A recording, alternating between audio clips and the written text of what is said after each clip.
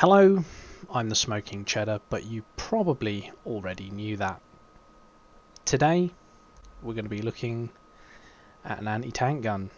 This was requested in the comments section, so as always, if you guys have a request, feel free to leave one.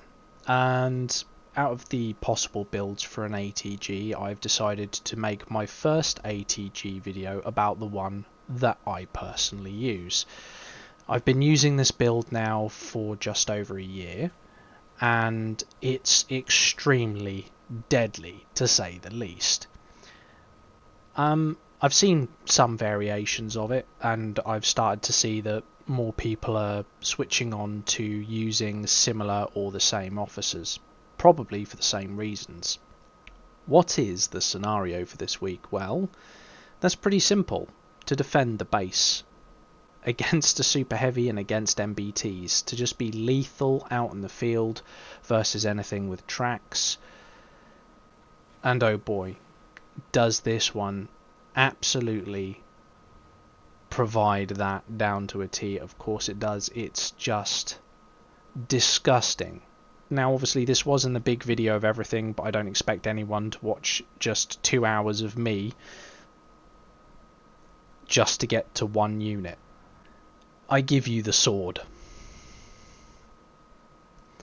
As always, guys, make sure your headphones are in, make sure your partner is watching a Disney movie, and make sure you have yourself some drink and some snacks, because we are about to look at this build in depth. We're going to look at the unit, its capabilities, we're going to look at the tech, advanced and then modern, up to the halfway point. We will then look at the officers, we'll look at the officer trained abilities, we'll look at the parts at some point, probably first, and we'll finish off with a summary on how this unit fits together and how it works and what it does that makes it so good. Let's crack on then. There's no deviation in the parts here, so don't expect much. We obviously have a pen depth and load time reduction muzzle piece, which is, well, we need this because obviously pen depth and load time are going to be your two biggest things for this gun. HP and troop speed, we don't really need the troop speed, but if we are out in the field it is nice, as so is the HP. Gun mount, blast mitigation and HP, and I do think no, it is just blast mit for the faction specific. So this is quite good because normally you don't necessarily always need to have faction specific parts, but if you are going to put this into anti-aircraft mode, that blast mitigation is going to come in very handy against bombers, very handy against bombers, so you do want to make sure you do get your camp specific parts. And as for slot 4, obviously we're only interested in firepower, we're not really interested in HP for this. We'll just have a quick look at this. Obviously we get penetration and anti-aircraft, so it speaks for itself really. Shoots at tanks, shoots at aircraft. We'll have a look at the 8.1 and compare it to the super heavy, which is going to be mostly its main target. 8.1, we are looking at a penetration depth of 427 with a firepower of just over 1 million versus a sloped rating of 331. So we are going to penetrate this, and we do have 1 million in firepower, so it is going to hurt the super heavy pretty hard. There's not really much point in looking at the sloped armor and on everything else. The helicopters and the light tank just over or just under 100, and the MBTs I think are around the 200 mark, so we're going to cover those with shells, no problem. Now, Before we go any further, we will just cover this box because this is quite important. Pen depth, ability to penetrate enemy sloped armor. Armor penetration greatly depends on the damage dealt, and the higher the pen depth, the easier it is to penetrate the target's armor. If a troop's pen depth is far greater than the target's sloped armor, it runs the risk of over penetrating, greatly reducing its damage. Now, this is like a case of, hey, you've got sloped armor of 110, I've got a armor piercing rating or penetration rating here of like 500, I'm going to deal less damage. Kind of. So it deals less penetrating damage, but to say it deals less penetrating damage compared to what it could have dealt is kind of... You'll be thinking of it in terms of, hey, it's dealing less damage. No, it's dealing less than its maximum bonus damage, if that makes sense. Because you're still going to deal the flat rate of damage with the unit striking the target. You're then dealing the penetration damage, which then has a chance to be reduced if you massively overpen the target. But you're still dealing that penetration rating damage. So it's not going to be insignificant, and saying you're going to deal like, say, 10% less damage when you're hitting for like 12 million on a target, it's not really that much difference, even at 10%. So it's not going to... I've never seen it cut in half or anything. You will still absolutely annihilate things on the field. Personally, I think a lot of people put an overemphasis on this overpen thing. I've seen people before say, hey, not necessarily on YouTube, but in Discord and in Conquest, they've said, hey, you know, like, overpen's gonna really run down that anti-tank gun. I'm going to tell you now that this anti-tank gun is lethal, and I will show you just how lethal this can be. Have a quick look at the unit, and we'll look at its attributes. But you'll notice it says pen damage increased by 180%. So even if we overpen and it cuts our penetration damage in half, we're still receiving half this bonus. 90% bonus damage when you penetrate a target. So as you can see, the overpen is not really that significant unless they're going to nerf it down to like 80 or 75%. It's really not going to be that effective. So we want to look at increasing our pen damage as high as possible and leveraging damage intensity and firepower as much as possible. Advanced tech. Let's have a look. When your artillery attacks, there is a 10% chance your next attack's load time will be reduced by 40%. This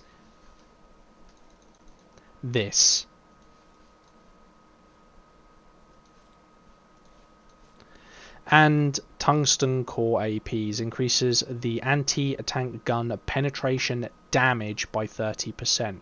I'll show you what that looks like towards the end.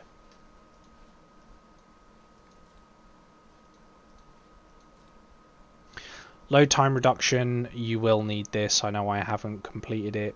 This is a case of do as I say, not as I do. Obviously, we need the damage resistance and we do need the damage intensity. Very serious that we need those. Artillery blast mitigation bonus, we do need that for when we're out in the field. Firing accuracy, I'm not too worried about, if I'm perfectly honest, because we're going to be stacking firepower and intensity quite high.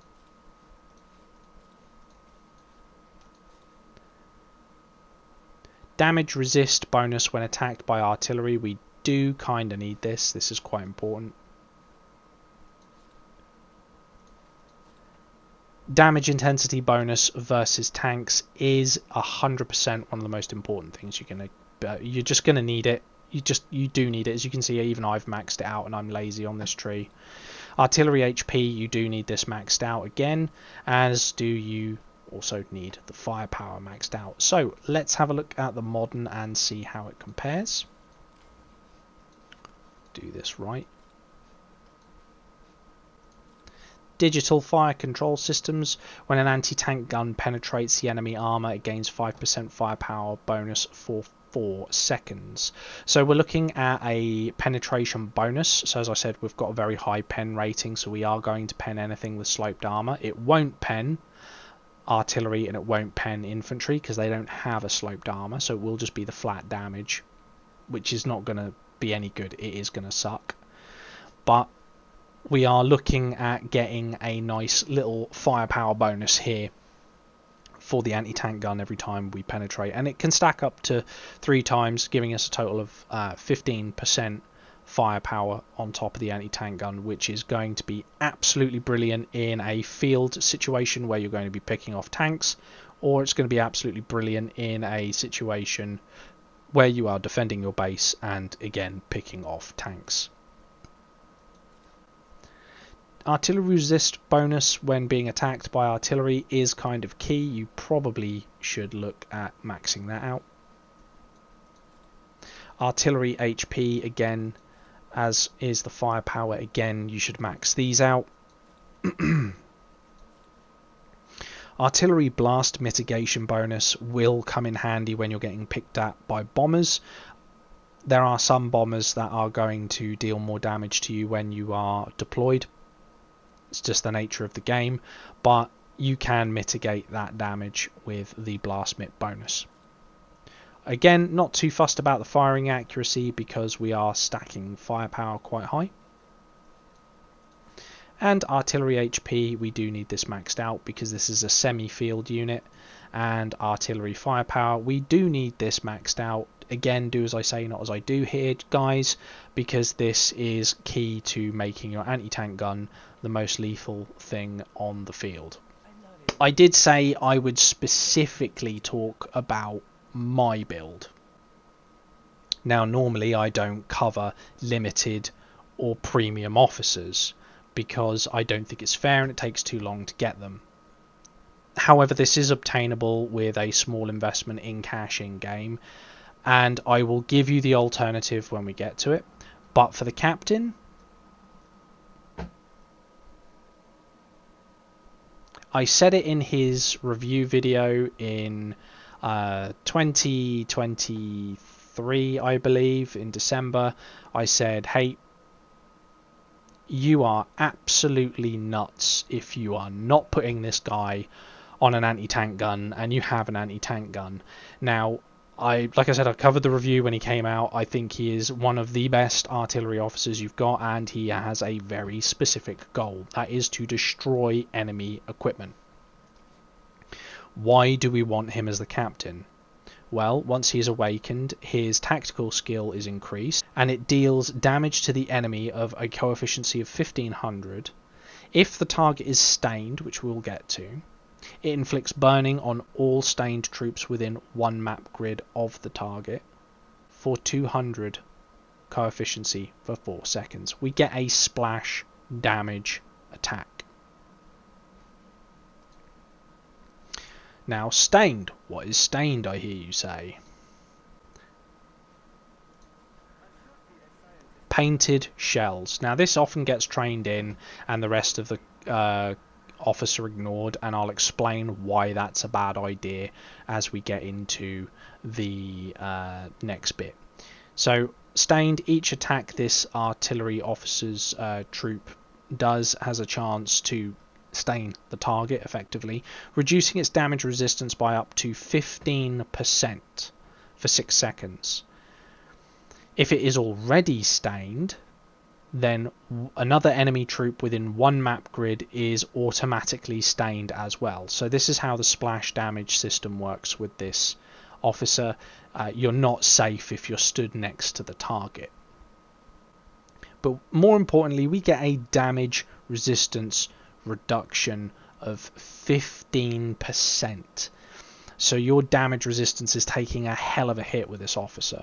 Now, onto Surrealist, because this is a normal attack boost, and normal attack and damage resistance and resilience is pretty much the same as it says here. Normal attack boost, additional damage modifier applied to ground or air force troops in normal attacks, and this stat effects is affected by the normal attack boost and other normal attack resiliences of the defending troop. So what that's saying is, hey, you've got damage intensity, I've got damage resistance. This is, hey, I've got normal attack boost, you've got damage resistance. So we've reduced the damage resistance by 15%, we've increased the attack damage of the unit by 7.5%. I'm pretty sure you guys can do the maths in that gap. But more importantly, this skill gives us a penetration damage buff of 40%. So we've got 30 off the tree, I think it was, and we've got an additional 40 here, which is absolutely tasty. Of course, we have a damage intensity and a damage resistance skill here, and need I say more? We're stacking that intensity, we're stacking that firepower, and we're stacking that penetration damage. So what trained skills do we give him? Well, I've given him the increased pen damage of the precision shooting from Death Adder, which gives me another 40% damage when I penetrate a target. So when the anti-tank gun fires, it because it fires so high above the SH, we receive a pen damage bonus. Now, as we have a massive penetration versus sloped gap, we then receive our debuff. We then want to increase our penetration damage from there. So we've got another 40%. So just from these two skills alone, we have 80% bonus damage, which is a massive save. It's a massive save. Now, I've gone with Vigorous Spirit here because it's a normal attack boost, which is what I said earlier about, you know, having normal attacks, and a load time reduction of, at the moment, only for me, for 2%. But those of you who have been following the Darkwing Officer Awakened for the Lounge Officer, you'll know that we're very, very, very close to being able to get Darkwing Awakened, and I'm very tempted just to simply blitz this skill before I look at awakening another officer through the tree. So yeah, sorry, through the lounge. So these, the two skills we've got. We've got normal attack boosts, and we've got a penetration damage buff, and also this has a load time reduction. Now obviously you could take War Machine's load time reduction here, or you could take a firepower or another normal attack boost if you have it laying around. But this skill is very powerful because it gives us both of those, and it is a lounge skill, which is why I did say at the start of this video, this is my personal build that I use, and it works really well.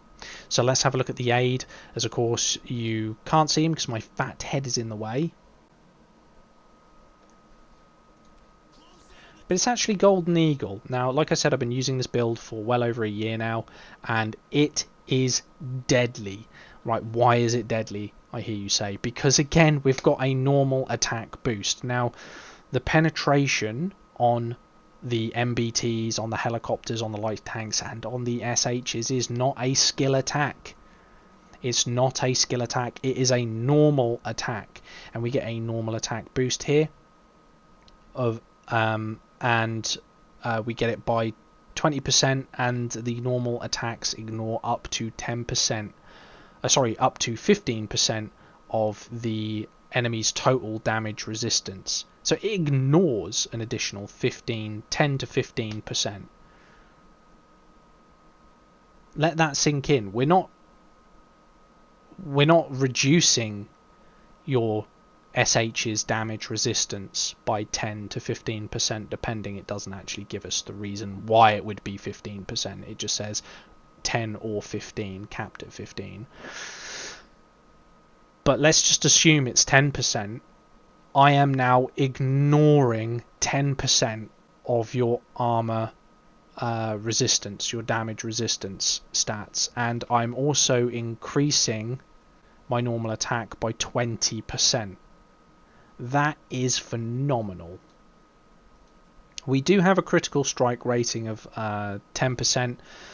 Some say the critical strike rating on the artillery is broken, it doesn't work properly. I don't know if that's the case. I haven't really paid that much attention to it. This is a nice bonus. I wouldn't go out of my way to make a crit build with an anti-tank gun, but it's just sitting in there. Also, we have this damage resistance bonus, which does affect the base as well, which is key to the build, because of course the anti-tank gun is there to shoot at super heavies when your base is being attacked, and we're getting an additional 10% damage resistance bonus for your base. And when we're out in the field, we're getting a damage resistance bonus of 15%, and damage resistance is very key for this build because we're using a lot of HP, we're using a lot of damage resistance, and we're using a lot of damage intensity and normal attack bonuses.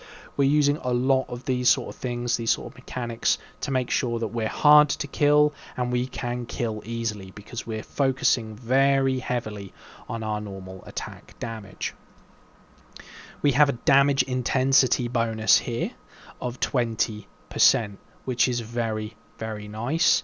And the tactical skill is an honourable mention because it isn't only just 1500, it scales with the armour of the unit. So if the unit has 120mm of armour, you've got an additional 80 damage coefficiency being levied onto that target. And of course if it has 300, well, you've got 3 times 8. So you've got 24, 240 bonus skill damage being applied to the super heavy, which is extremely nice. Even though we're not building a skill damage heavy unit, the fact that we can scale our damage with the threat being presented is extremely nice. So let's have a look at the train skills and explain why we've gone for them.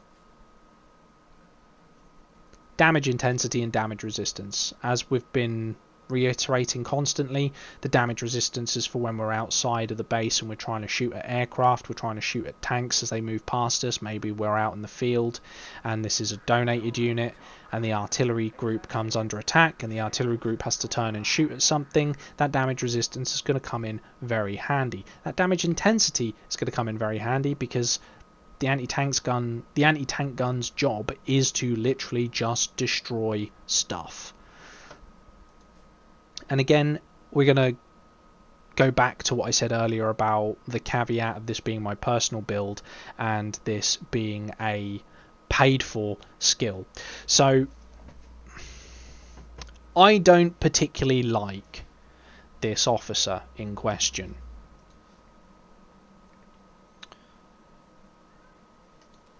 The Guardian of Truth. I think he's a massive, massive rip-off. But one thing he does have is he has a penetration damage buff, which if you pay the money of I think it was like £15 or something, I can't remember, it was over a year ago I got this. I paid the money and I just got the chests out of the VIP store and I literally just got that to level 5. See, I don't have any additional statues for him, and that gives me an additional 40% damage bonus whenever I pen the target. So that is why I said you have to be prepared that this is not a normal build. You know, this anti-tank gun build that I've made here and that I'm presenting to you today, it does come with a lounge officer skill which is going to be getting leveled up, and it does come with a VIP paid officer skill. Where do you get Guardian of Truth? Well, if you weren't aware, you go into VIP, you have to buy all of the VIP crates, the paid for crates, up to VIP 6, and you'll have enough for that. And as you can see, they go up in price pretty quickly. But yeah, once you get it to VIP 6, you buy all previous VIP purchasable crates. You'll have enough statues just for that skill. Now, is it necessary? Do you absolutely need that skill? It's a bit of a tough question, because the answer is technically yes, because you want to overcome that overpen deficiency we discussed at the start of the video with this skill, effectively this trained skill. At the same time, no, because you don't really need to pay money in order to do well. You could use damage intensity. Damage intensity.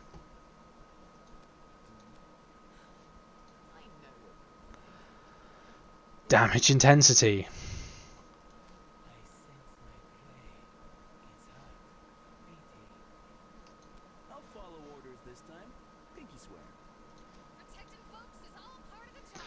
You could even use a 30% firepower buff. While active in Alliance territory, you get an additional 5%. This would be an excellent, absolutely excellent alternative, because when you are defending your base most of the time, not all of the time obviously, because sometimes you have a tendency to block enemy builds, but when you are in your own territory and you've logged off, this will give you 35% firepower boost.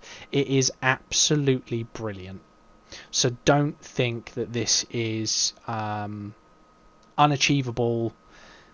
So I've given you alternatives here. You know, we could use different specials out of the lounge, and we could use different offensive skills for the aid out of outside of that VIP. It's a big ass gun. So the summary. How do we use this unit?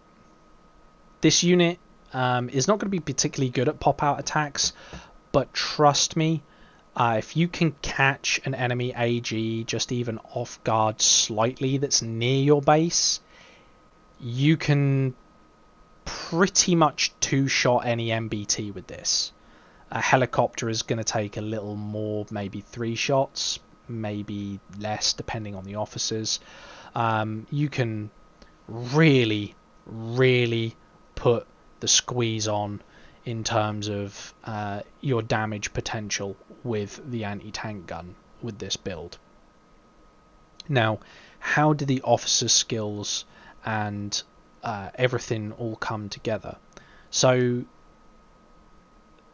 how it works is that we're using a combination of damage resistance in order to mitigate any blast damage that would be done to us, or tank damage that would be done to us in a direct fight in an exchange of units out in the field.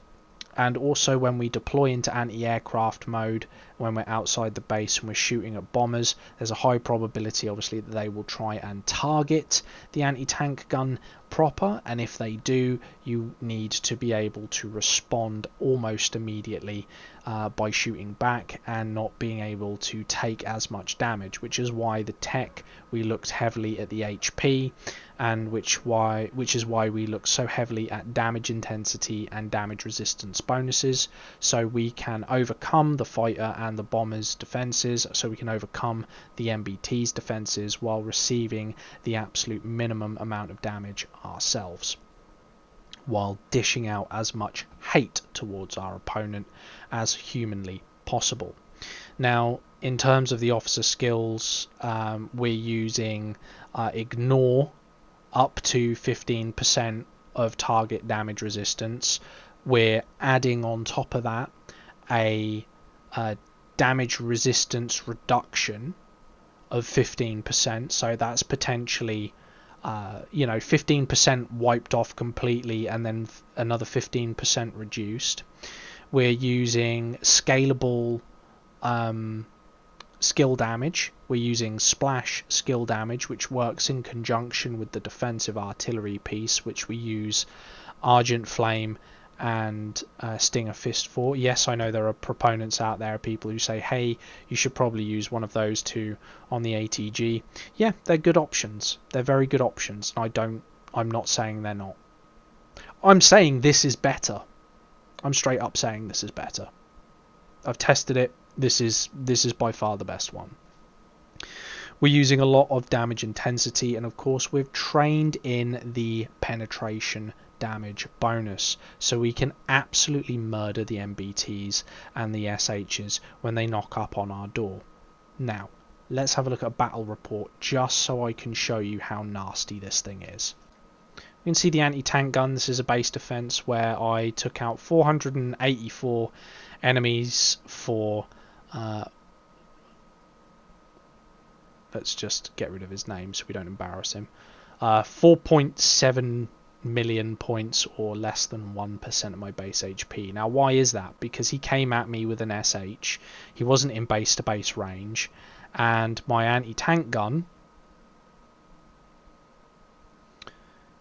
in 20 seconds dealt 23 million points of unit damage. 23 million points of unit damage, and that just let my RL and it let my artillery guns mop up. 23 million. It's hard to state how deadly this gun is without actually viewing it. Now, I did do a PvP video sort of at the start of the last L4, midpoint of the last L4. Thank you to the guy who left a comment, by the way, who said you talk too much, you don't talk enough about the right thing. I don't care. I'm not doing this to be famous. I don't care. If you want to sit here and listen to me ramble, that's, hey, great for you. You're smashing through, kid. I don't do this because I want to be recognised or have any of that. People ask questions, I have answers. I can't get them out quite coherently sometimes. Those of you that stay here know that. So thanks if you have stayed here, and you do know that.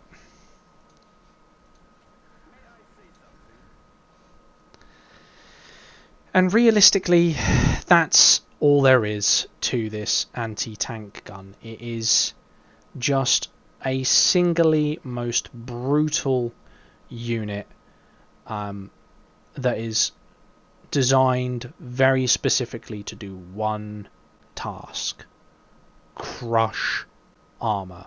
Secondary task: splash damage and reduce target resistance. And its tertiary is to swat things out of the sky with extreme prejudice, and it does that with just absolute abandon. It just goes nuts. Now, this week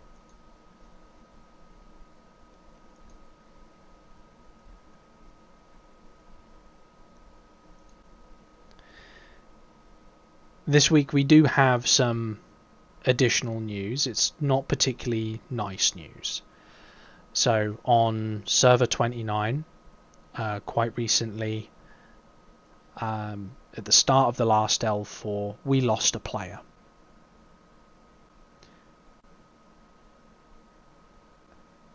He died in a car accident. His name was Emad. Now, it doesn't matter if you ever argue with someone or if you've ever argued with him. Okay, it doesn't matter. Okay, it's pixels on a screen, guys. Remember, there are people out there who get affected by your decisions. Whether this was an accident or not, I'm not aware. My thoughts do go out to that family for the loss of a lovely man. He was obviously going to be a nice person to his family, no matter what he may or may not have said to you in DMs. And I'd like to extend a personal apology to anyone that I have ever messaged and got lippy with. We all do it. The rage gets us. We've just lost a unit and we just want to just really pick at someone. It's not worth getting into an argument in Warpath in the DMs, because you will regret it when you hear that someone, a family member, of a father, a brother, a son has passed away in a tragic accident. So this is going to be a different outro this week. Okay, try just to remember when you're in your next conquest coming up, your next L4. Just remember, guys, it's a game. Okay, Emad's going to be missed on our server, whether people liked him or not. He's still going to be missed. I never had any personal grievance against the guy. I spoke to him once or twice in World Chat over the 3 or 4 years I've been playing this game. I don't know how long. I've never moved off server 29. There's bound to be people in your server that you've had a go at, you don't get on with. If you don't get on with them, just wish them a great day. Just say, hey, I hope you have a fantastic day. Don't be sarcastic about it. Mean it. You know. It doesn't matter, is what I'm saying. It's just pixels on a screen. So that's going to replace my usual outro this week because we lost the player. And that affects everyone in the community when our player base is so incredibly small. It affects everyone.